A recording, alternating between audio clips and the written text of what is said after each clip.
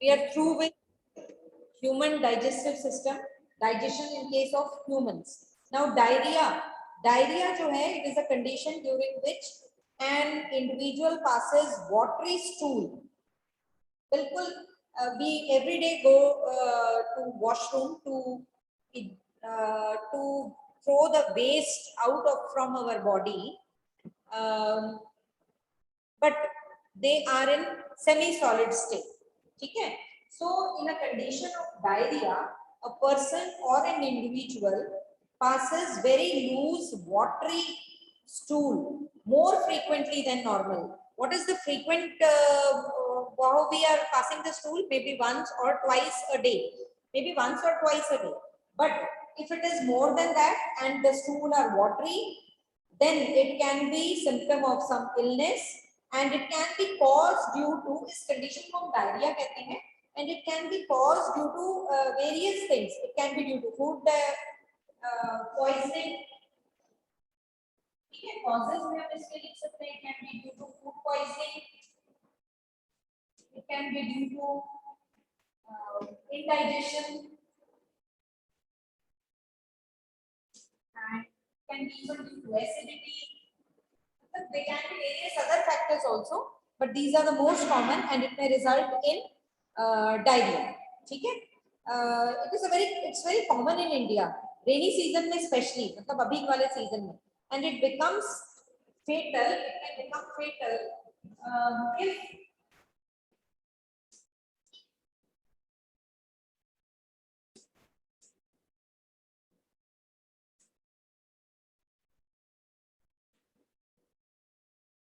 you can write down this definition also.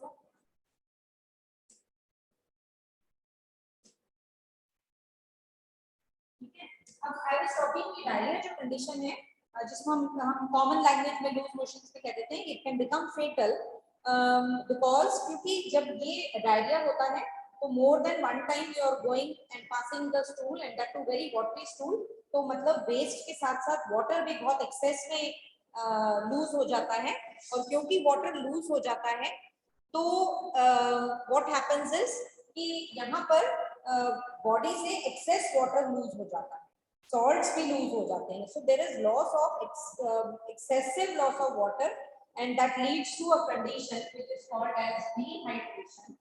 और dehydration होने के कारण क्या होता है कि the salts are also lost and there is loss of water also, and intake of water is not there. ठीक है ना? तो उसके कारण it can lead to even death. So a patient suffering from diarrhea should be immediately taken to doctor to prevent dehydration. और घर पे भी पेशेंट को जो है plenty of solution देना चाहिए. We have already heard one or the other time हम लोग भी we might have encountered, all of us have encountered diarrhea or loose motions one or the other time, बहुत frequently होता रहता है. और उस केस में अगर excessive condition है तो हमें ये ध्यान रखना है कि we should take enough amount of ORS, which is oral rehydration solution. Oral rehydration solution. और अगर आपको ये नहीं मिलता है, don't find this immediately unless until you go to a chemist shop and buy it. तो आपने ये देखना है कि अगर हमें ये नहीं मिल रहा है तब तक आप सिंपल वाटर में, बॉइल्ड एंड कूल्ड वाटर में एक पिंच ऑफ सॉल्ट और शुगर डिसॉल्व कर लेते हैं.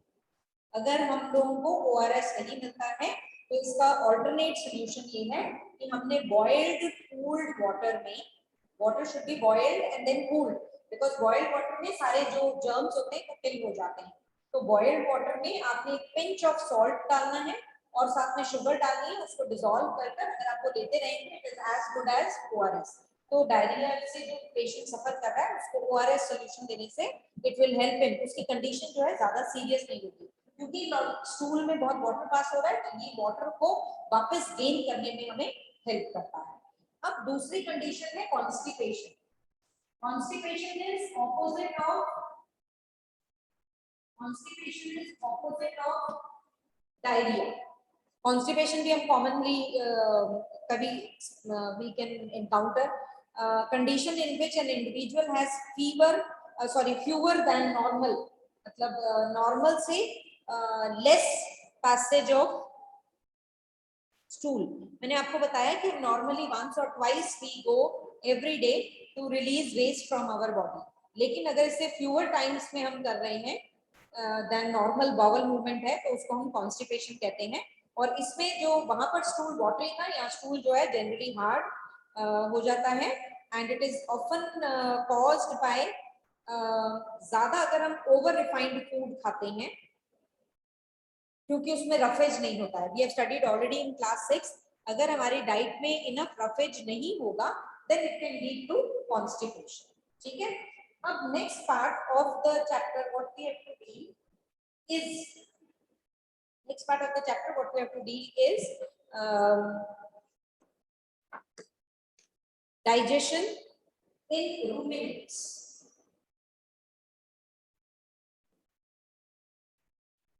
डाइजेशन इन रूमिनेंट्स। रूमिनेंट्स क्या होते हैं, ये कौन से होते हैं रूमिनेंट्स? ठीक है,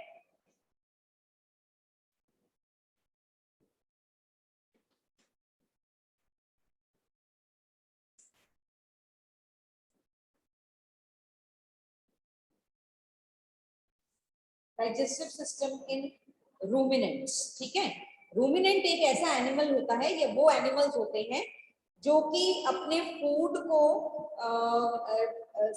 च्यू करते रहते हैं and digest them in steps. जितने भी रूमिनेंट्स होते हैं they are all herbivores.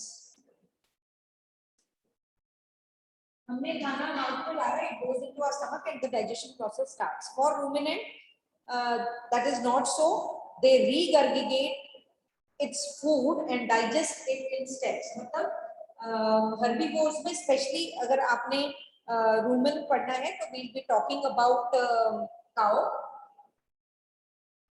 ruminants के केस में हम cow का एग्जांपल ले रहे हैं। They generally have a very broad mouth and broad front teeth. जैसे कि काउज हो गए, बफेलो हो गए, गोट हो गया, कैमल्स हो गए, जिराफ हो गया, एंटीलोप्स हो गए, all of them are ruminants and they generally have a very wide mouth and they have broad front teeth. तो रूमिनेंट्स जो होते हैं इनमें स्पेशल 4 चेम्बर्ड स्टमक होता है। We have a stomach which is 4 chambered. हमारा स्टमक की तरह नहीं है। They have large and 4. You have a diagram also in your book. They have large, special 4 chambered stomach. और इन chambers के नाम है rumen, reticulum, osmasum and abomasum. तो ये जो है इसमें हमने स्पेशली हमने rumen की बात की, rumen part of the stomach. ठीक है, rumen जो है largest chamber of the stomach है एंड जैसे ही काउ या हर्बीवोर्स जो होते हैं they mostly eat grass and leaves and these grass and leaves are rich in grass and leaves we have already studied it is rich in cellulose. Cellulose एक carbohydrate है, cellulose एक complex carbohydrate है जो कि easily digest नहीं होता। ठीक है, it is a form of carbohydrate. In fact human beings में तो ये we can not even digest cellulose because we do not have those special bacteria which can digest cellulose. All right, so you must remember कि ये ruminants can digest cellulose because they have cellulose digesting bacteria in their root. They have this cellulose digesting bacteria. Cellulose digesting bacteria which is present in their rumen and that is why in the rumen and that is why they can digest grass and leaves. ठीक है, अब होता क्या है when they take in food it goes into their rumen immediately. They grind the food and put it immediately into the rumen, लेकिन it is not digested so it becomes वो partially digested होता है।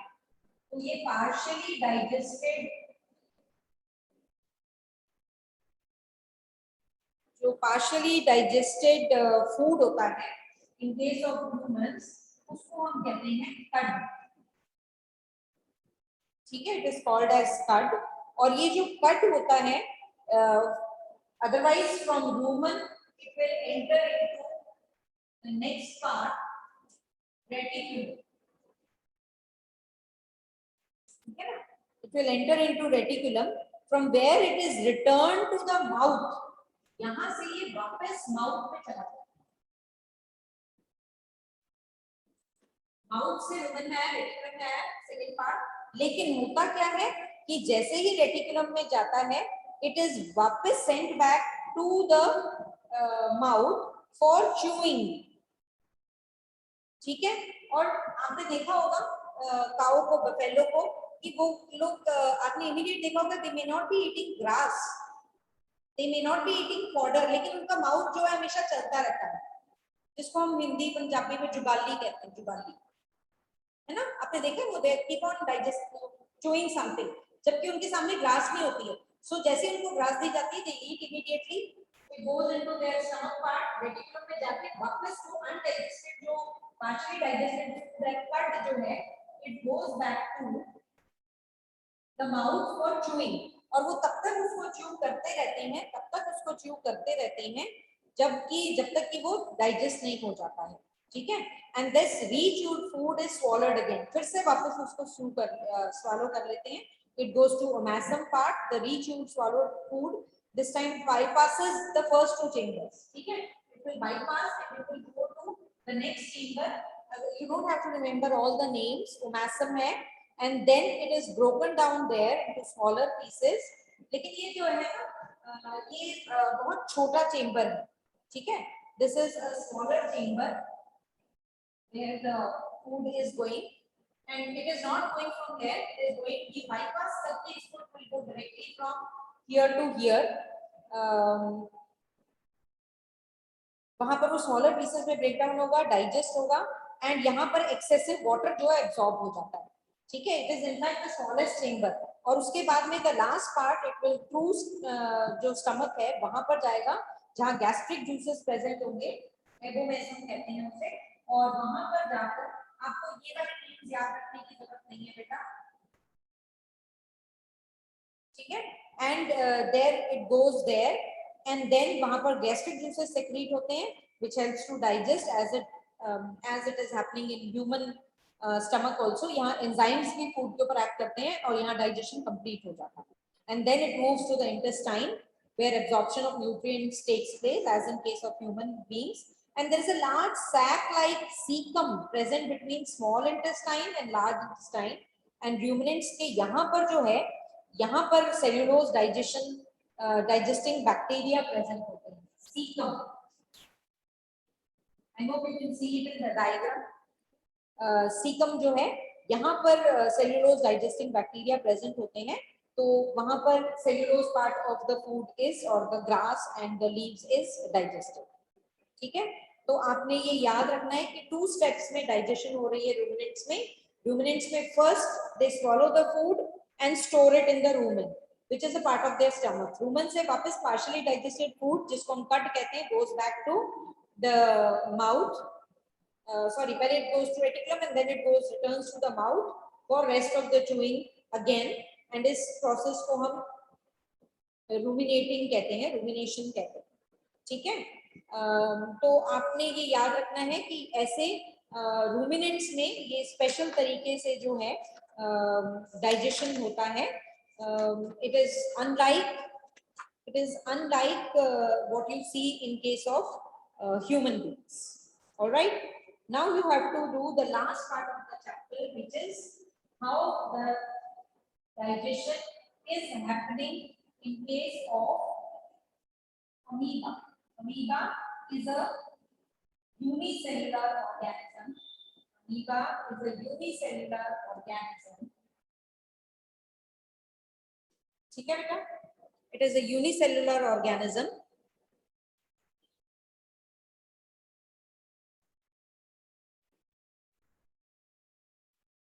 It's a unicellular organism. आपने इसके बारे में खास पढ़ा नहीं है, बस आप ये जानते हैं कि अमीबा एक यूनिसेलुलर एनिमल है। इसका मतलब है कि एक सिंगल सेल्ड एनिमल है।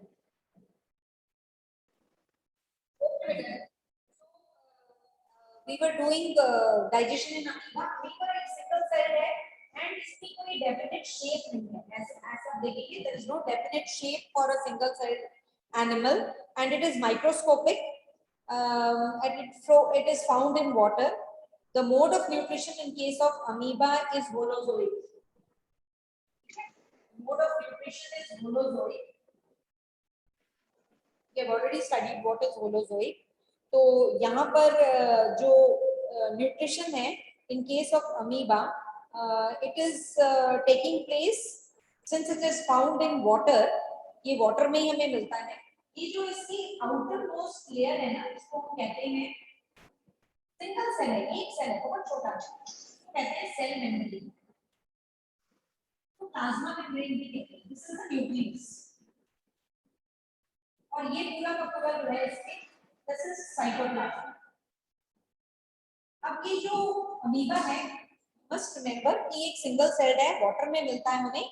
और जैसे ही कोई फूड पार्टिकल, छोटा छोटा माइक्रोस्कोपिक कोई एनिमल या प्लांट टाइप होगा, प्लांट तो नहीं होगा but some organism which is microscopic, जैसे ही वो इसके पास आता है तो ये जो फूड पार्टिकल जब इसके पास आएगा तो ये अपनी जो ये मेम्ब्रेन है इसको चेंज कर लेगा. मैं आपको स्टेप वाइज शो करती हूँ. सपोज यहाँ पर कोई फूड पार्टिकल, ठीक है, तो अब ये क्या करेगा कि नेक्स्ट स्टेप में अपनी बॉडी को फूड पार्टिकल के हिसाब से ये जो है इट विल चेंज.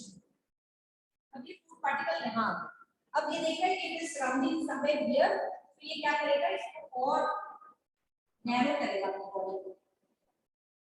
ठीक है, एंड धीरे धीरे ये वो फूड पार्टिकल जो है इसके ऐसे अपनी बॉडी की शेप, और जैसे ही इसके बीच में आएगा the food particle will enter through the plasma membrane into its body and become a food vacuole. यहाँ तो न्यूक्लियस ऑलरेडी था. अब ये जो फूड पार्टिकल उसकी बॉडी में एंटर किया है that will become a food vacuole. ठीक है, अब वो फूड पार्टिकल उसकी बॉडी में एंटर कर गया and it has become a food vacuole. ठीक है, अब ये जो फूड एक स्मॉल कैविटी सी बन जाएगी, that is called as food vacuole. अब फूड जो है यहाँ डाइजेस्ट होगा उसकी बॉडी में by the digestive enzymes which are present. There are other enzymes are chemical substances which help in digestion. ठीक है, तो यहाँ पर जो डाइजेशन होगी उसके ऊपर वो केमिकल सब्सटेंसेस एक्ट करेंगे and within the cell ये जो फूड है वो डाइजेस्ट हो जाएगा. डाइजेस्टेड फूड जो है वैक्यूम में प्रेजेंट था, क्योंकि वो ऑलरेडी सेल के अंदर है, सिंगल एक ही सेल है, तो यहीं पर जो है एब्जॉर्प्शन प्रोसेस भी हो जाएगा डायरेक्टली इनटू द साइटोप्लाज्म. इस साइटोप्लाज्म के अंदर वो डायरेक्टली जो है वो एब्जॉर्ब हो जाएगा इनटू दिस. ठीक है, आप सोचिए it is such a small tiny organism जिसको हम देख भी नहीं सकते हैं, उसका खाना भी इतना माइक्रोस्कोपिक है. So digested food just spreads out from the food vacuole, यहाँ से निकलकर ये पूरे इसमें स्प्रेड हो जाएगा. ठीक है, फूड वैक्यूल का इसमें से फूड डाइजेस्ट होगा because of action of enzymes जो कि साइटोप्लाज्म में प्रेजेंट है. इसको डाइजेस्ट करेंगे और डाइजेस्ट होने के बाद ये फूड वैक्यूल खत्म हो जाएगा और फूड जो है साइटोप्लाज्म में स्प्रेड हो जाएगा टू बी यूज्ड. ठीक है, to obtain energy and for maintaining the life processes. Assimilation का प्रोसेस भी हो जाएगा. अब अनडाइजेस्टेड फूड मटेरियल, अब सोचिए इतना टाइनी, आप बोलेंगे इतना टाइनी है, फूड भी माइक्रोस्कोपिक है, डाइजेस्ट भी हो गया, एसिमिलेट भी हो गया, तो अब क्या वो भी बचा हुआ है, डाइजेशन भी बचा है. हाँ जी बिल्कुल ठीक. The undigested food remaining in the food vacuole जो है इट इज एलिमिनेटेड अगेन. ठीक है, थ्रू द यहाँ पर जो सेल मेम्ब्रेन अगेन, तो डाइजेशन का प्रोसेस भी हो जाएगा. अनडाइजेस्टेड फूड मटेरियल जो है it is again thrown back by the from the cell membrane. आप लोग नेक्स्ट क्लास में पढ़ेंगे, क्लास 8 में. अब आप बोलेंगे तो साइटोप्लाज्म कैसे जा रहा है, उसकी जो बाहर की मेम्ब्रेन है ना, ये जो आउटर मोस्ट मेम्ब्रेन है जिसको हम प्लाज्मा मेम्ब्रेन या सेल मेम्ब्रेन कहते हैं, ये जो सेल मेम्ब्रेन है दिस इज पोरस. पोरस मतलब इसके अंदर ओपनिंग्स हैं, इन ओपनिंग्स के through material in and out होता है. ठीक है, लेकिन कुछ सिलेक्टिव मटेरियल, सब कुछ नहीं, सारा कुछ does not get into and everything does not get out. So it is having selectively permeable nature, मतलब कि करता है थिंग्स को and then it allows inside और आउटसाइड. ठीक है. तो फूड पार्टिकल कैसे एंटर किया था? Through this plasma membrane. यहीं से एंटर किया था बिकॉज इसमें बहुत पोरस है plasma membrane. It allows certain things to move in. तो यूजफुल थिंग्स को it allows in. And then waste उसकी बॉडी में रह नहीं सकता है. किसी भी बॉडी में वेस्ट नहीं, cannot be collected, so it has to be thrown in out, and that also happens through the plasma membrane or the cell membrane.